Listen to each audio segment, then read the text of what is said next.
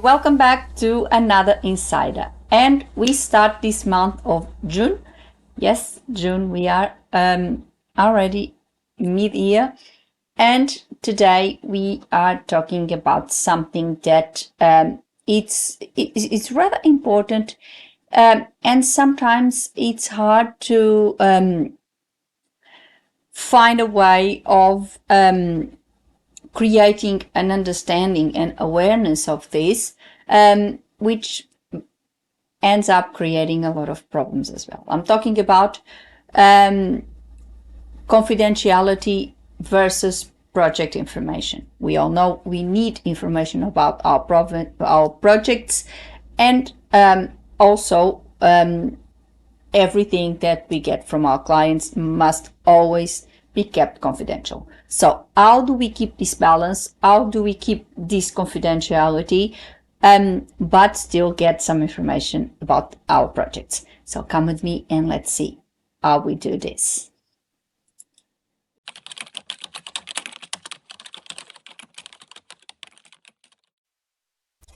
So, as you know, and this is it's been something that has been happening for quite a while. Actually, I think since I have started my career, I always had instances where this occurs. And today I decided to talk about it because I think it is a very important topic, and is something that needs to be discussed openly, and people need to know where do they stand and what is exactly the rules in this field. So sometimes I get emails, and you possibly get as well, from possible clients asking me for quotes but not providing the documents for quoting, claiming confidentiality as a reason. I usually explain that I cannot commit to a project I have no knowledge of, and reassure the client that I adhere to the AUSIT Code of Ethics, where confidentiality is important, and my own terms and conditions, where that is also reinforced, because for me it is very important that clients understand that everything that they provide me with, including their personal information for, addresses, etc., for sending documents, everything is always kept confidential. As an extra layer of insurance, I always offer to sign an NDA. I have done so in the past, and for me, that is not a problem at all, because it just reinforces the practice that I have always had in place. So it's just an extra layer of assurance for my client.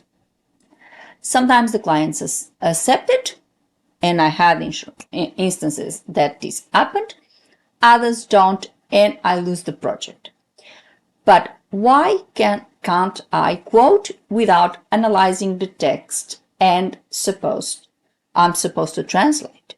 Well, that I think it's straightforward. All NAATI certified translators must adhere to the AUSIT Code of Ethics. Even if they are not an AUSIT member, if they have the NAATI certification, that is one of the requirements for that certification to be granted. But I am. Under that Code of Ethics, all practitioners are required to always keep their work confidential. This is set on Clause 2 of the Code of Ethics and Clause 2 of the Code of Conduct. It clearly states that the practitioner shall not disclose any information obtained in the course of their work. And this is a no-brainer. I don't see how could it be possible for me to disclose any information of my clients or any of my projects to a third party without their consent. So this is pretty straightforward, and I think in other industries, the rule is basically about the same thing. So it's something really, this is not just the text to be translated, but any information we may have access to during the project. So, and as I said before, Sometimes the client is required to give me their address, because if I'm doing certified translation and it's for the Portuguese consulate, I need to send them the physical, so the hard copy of my translations with my stamp, my signature, etc., etc., and that needs to be posted.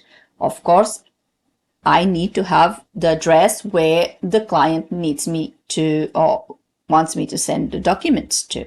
And all that information, it's always kept private, of course, because it's not my call to, disclose any information of the project, or unless, of course, there is a legal obligation, and out of a sudden I'm required by law to do so. And in that case, obviously, I'm not above the law, and the law, it's a different thing. But in almost 2 decades of work, I've never had such a thing happening, so it's quite rare. We also have a clause for competency that says we cannot accept work we are not adequately qualified for. Another no-brainer. And this is very important and something people need to understand. We are translators, but we are not dictionaries or machines. We have specializations and fields in which we are competent and others we are not. For example, I translate in the field of tourism aviation. I translate documentation. I am not qualified, for example, to translate technical English technical documentation, such as, for example, engineering material, machinery, material, etc., etc., etc., because obviously I'm not qualified for that field. I'm not a technical translator. And there's any other fields of translation. There's people that are certified and specialized, for example, in literary translation. Others are in sports, others, you name it. So that person is qualified, is competent to do translations in that particular field, but in others they may not be as qualified. So that's what this is about.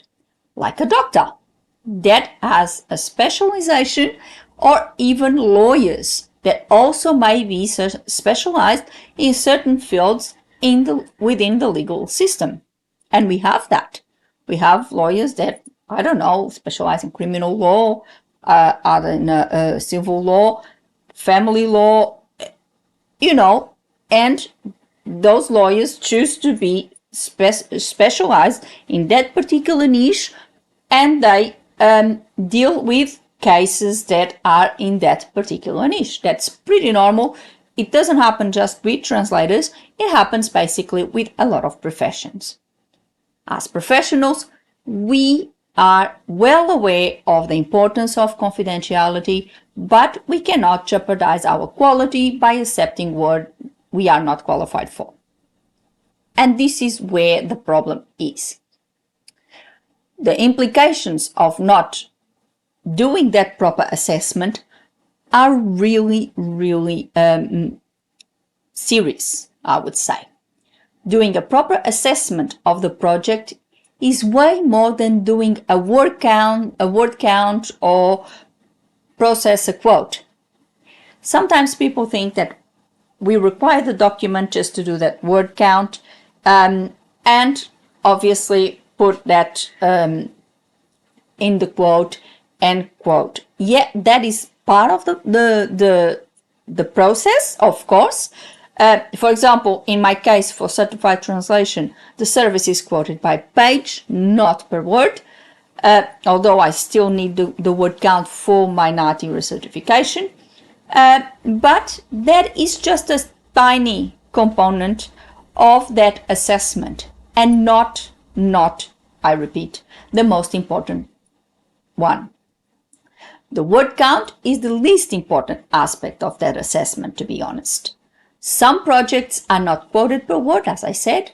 for example, certified translation, that assessment entails reading the test and ascertaining if that project is within our scope of skills. And that is the importance of it.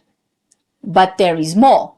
It also tells us the complexity of the text and the time we will take to translate it. Because not all texts are equal. Some texts are pretty straightforward and easier to translate. Others may be more complex. And we need to ascertain the level of complexity, also to set up the duration of service so we can tell the turnaround to our clients. And all of this is a very important part of, first of all, preparing a quote for a client, and secondly, knowing about the project so you can adequately complete it. That is, and this happens with interpreters as well. So this is something really important. This is why we cannot quote for a project we do not know about. I cannot do it, and I believe my colleagues shouldn't do it either. Because if I did, I would be, it would be my professional reputation on the line, I believe. I cannot compromise on quality, and this goes beyond quality. This is about competency, accuracy, and I cannot be confident of those if I do not know the project I am working with.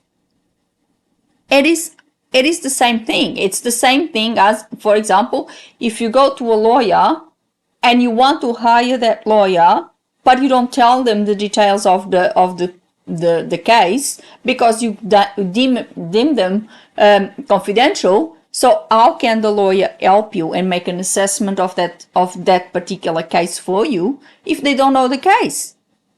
So it's the same thing.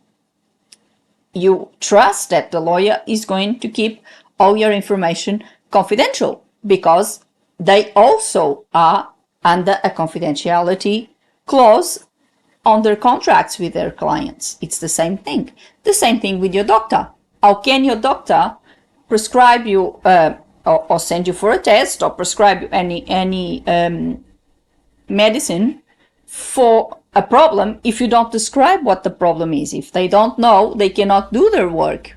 The same with us. If we don't know what we are dealing with, we cannot possibly quote for it or do the project. And also the idea that we can accept the project, give a quote, a ballpark of how much it's going to cost, etc., and then change it if required. That is not how it works. That is not how it works, and that is not very professional.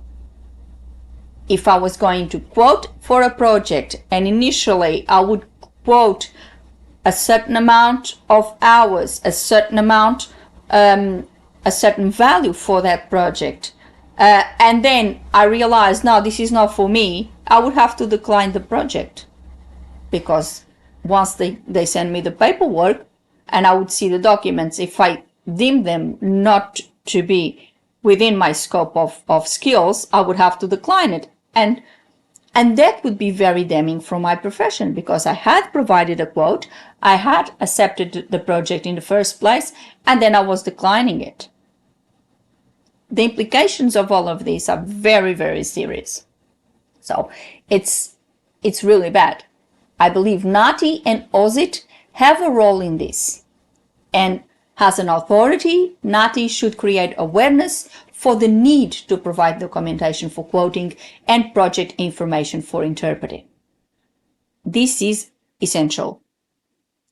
The same that we are not dictionaries or machines, our interpreter colleagues are not dictionaries or machines. So they need to know what the project entails, what is on the card, so they know if they can do it or not. It's the same thing as with us. AUSIT, as our association and the owner of our Code of Ethics, should also have a role in creating awareness for that same code of conduct and the need to provide practitioners with adequate information to enable them to do their job. I think this is very important, and it's something that I believe NAATI and AUSIT could help us with. Without adequate assessment of the project, a professional cannot quote or do their job well. It compromises the quality because competency cannot be assessed. And I for one, do not quote something that I cannot assess my competency on it. I do not do it. This is why I decline all projects and I cannot assess first. I am very serious about confidentiality, and for almost 20 years, I've always preserved the privacy of my clients and the confidentiality of my work. I do also care about the quality of the services I provide. I don't compromise on that in any circumstance. And I advise all my mentees to do the same, because it is important. It is very important that we do that. And this is something that I also teach in my course, the business course for translators. I touch on this topic as well, because it's part of creating a business, a translation business, and therefore it is definitely an important part of my mentoring program, my 12-month mentoring program. I'll leave the link below for my mentoring program and also for the AUSIT Code of Ethics and Code of Conduct, so you can have a look and see exactly how we are obliged by our Code of Ethics to comply with confidentiality. But again, it is also the duty of our clients to send us the documents for us to ascertain if we are competent to do them, if we can do them. Because if we not, we shall not accept a work, we shall not accept a project that we deem not being competent to complete.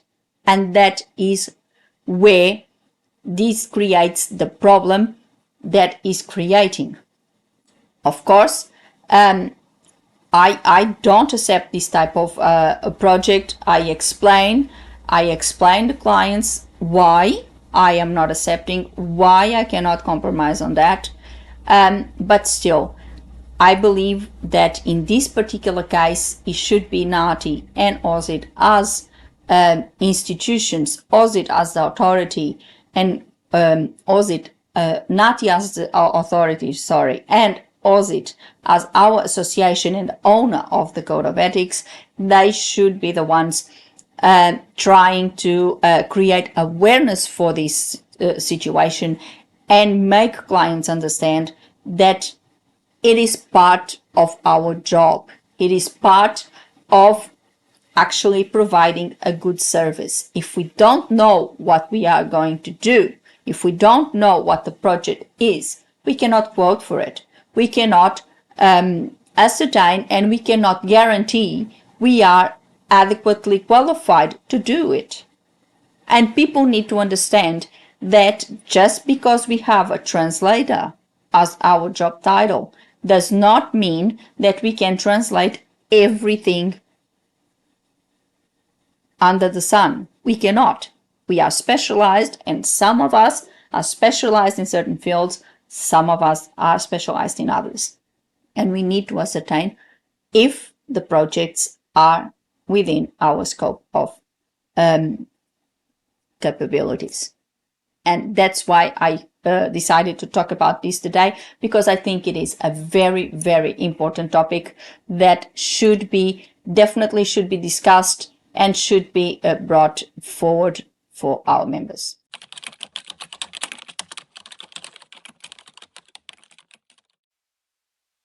That's all for today. I hope you like this insider today. I hope it really created a little bit of awareness. And if you are now starting your business as a translator, I hope this actually create awareness for this, and made you understand why this topic is so important.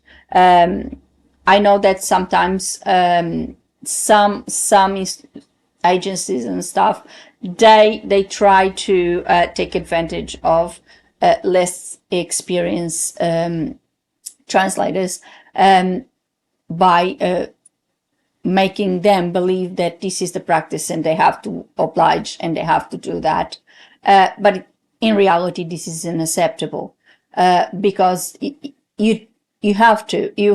It's something that you have to look what you're going to do. To accept a project, you need to know what you're going to do. You can't be blindfolded and got into accepted something totally blindfolded without knowing what you're going to work on. That is not acceptable. And if you again, and this keeps going to the same discourse and to the same issue. If you don't do it to any other professional, if you don't do it to a lawyer, if you don't do it to a doctor, why? If you don't do it to your accountant, why would you do it to your translator? We are all professionals, and we are all under a code of ethics, and we all have to comply with confidentiality, of course. So if you have any experience with this situation, if you had any sort of project like this where you got contacted for the certain project that obviously you couldn't accept because you did not know what it was, let us know in the comments. And I have my 12-month mentoring program. I'll leave the link below. This is part of the whole mentoring program. You have access to the course where it gets you to prepare your business plan, create your website, doing all of those things, plus our weekly meetings where you can discuss your progress, you can ask questions, we can discuss all of these topics more on a more personalized fashion. And of course, our masterclasses that will cover things like creating your website, SEO, your marketing plan, creating your tools, and things like that. So if you want, I'll leave the link below for my mentoring program, and come with me in this journey. I'll be very, very happy to help you. And as well, if you have any suggestion of any topic you would like me to discuss in these insiders, please leave a comment below and I will be happy to accommodate that. And also put a like in the video and subscribe the channel with a little click on the bell so you get a notification of a new insider every week. Before I go, I would like to thank you all for watching, and I'll see you next week. Have a good one. Bye.